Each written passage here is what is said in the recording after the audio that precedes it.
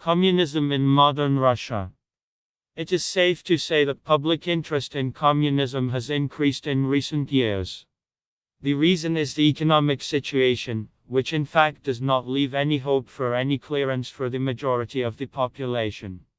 This has led to the emergence of a significant number of left-wing, and near-left bloggers, circles, unions, and foundations.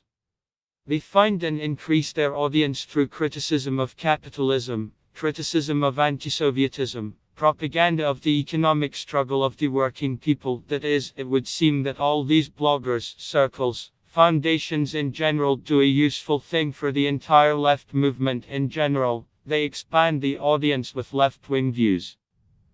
But, chasing the number of subscribers and views, these propagandists neglect theoretical training, movement and everything related to it is in the first place, while they consider the theory of Marxism-Leninism to be at best something secondary. Many of them make content designed for the Massachusetts audience, to attract the attention of which and for the ease of presenting the material to which humor, including toilet humor, is often used. Therefore, the quality of the information they provide remains low. In other words, all these scattered propagandists can convince teenagers or waverers that capitalism is bad, and in the USSR everything was not so bad, but they cannot convince that communism is something more than just hatred of capitalism, and on the basis of hatred of capitalism alone you cannot come to communism. Because this hatred, as shown by the Yellow Vest and Balm pogroms, quickly evaporates, resembling the release of steam from a boiling kettle, after which employees and the middle class, who are afraid to move to the lower class, return to their jobs, and the lower class continues to sit on the dole until the next pogrom. Whereas communism is a science, and the movement towards it begins first of all with a theoretical form of struggle, with Marxist self-education, that is, with ourselves. And it's long, it's hard, and it doesn't pay. Therefore, there are a galaxy of bloggers who openly say that in fact we do not need a theory, and there are those who, on the contrary, loudly declare that a theory is needed, but in fact they differ little from the first.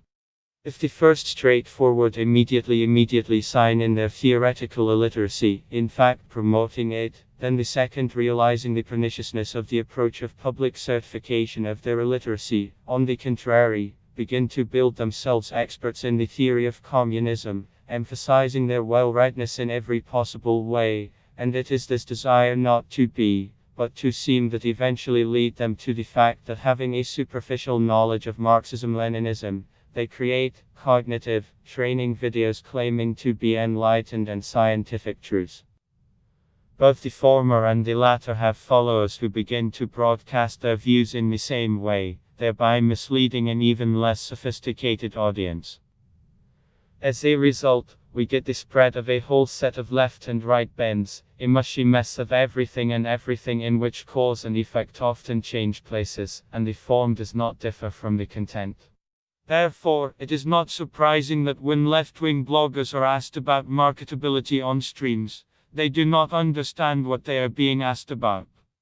There is a third type of left-wing enlightenment, the rarest, by which it is clear that they somehow understand Marxism-Leninism, but they, taking into account their life circumstances, are skillfully engaged in adjusting the theory to justify the current state of things. That is, in essence, their activities are reduced to the revision of Marxism and opportunism. It is one thing to misunderstand and openly fit, but it is another to draw your own conclusions based on this and spread them, thus deliberately misleading your audience. A typical set of such misconceptions and free interpretations. There was no socialism in the USSR. The collapse of the USSR was inevitable. Dialectical materialism is irrelevant. There is no need to study dialectics. Substitution of dialectics for science. The differences between Stalin and Trotsky are not relevant. The Communist Party cannot be the vanguard of the proletariat. Communist Party equals new oligarchy. Communism equals car sharing, communism equals hostile, etc. The works of Marx, Engels, Lenin are outdated. Socialism is not possible in a single country. North Korea is not in the first phase of communism. China is a 100% capitalist country. Under socialism, there is no marketability. Universal equality under socialism. The service has no cost. Struggle for communism equals economic struggle. There are no banks in the Russian Federation, but there are usury offices. Dozens and hundreds of other misconceptions and mistakes, from small ones to fundamental and significant ones.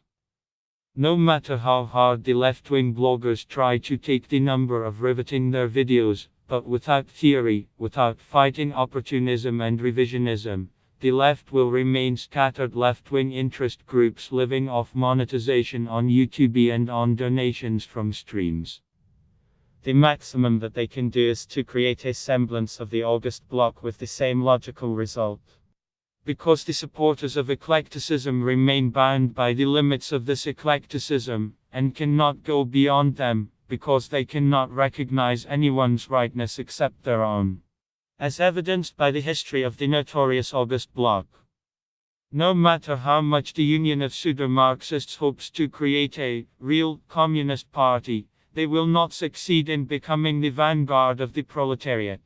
On this channel, a series of articles on Zen is planned to analyze individual videos of left-wing bloggers and resources. If the Zen algorithms are loyal, then the articles will attract attention to this issue, which, in fact, is the goal of this channel. P. Radin.